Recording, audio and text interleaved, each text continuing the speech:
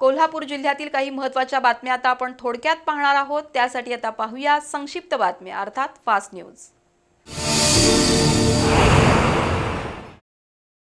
रस्त्यावरून धावणाऱ्या एका ई-बाईकला अचानक आग लागल्याची घटना पाचगाव इथं घडली। बाईकला आग लागल्यानं वाहनधारकानं वेळीच वाहन सोडून दिल्यानं पुढचा अनर्थ टळला। या आगीत ई-बाईक जळून खाक झाली। आज दुपारी 4:30 वाजण्याच्या सुमारास ही घटना घडली।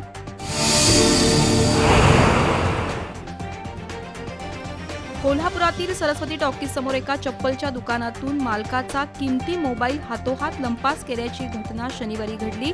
मालकाला चप्पल दाखवायला सांगून त्याचं लक्ष विचलित करून एका ग्राहकानं मालकाच्या टेबलवर ठेवलेला किमती मोबाईल काही क्षणातच लंपास केला। ही बाब दुकानामध्ये लावलेल्या सीसीटीव्हीमध्ये कैद झाली आहे। दरम्यान चोरटा बाहेर गावचा असल्याचा प्राथमिक अंदाज दुकान मालकानं व्यक्त केलाय।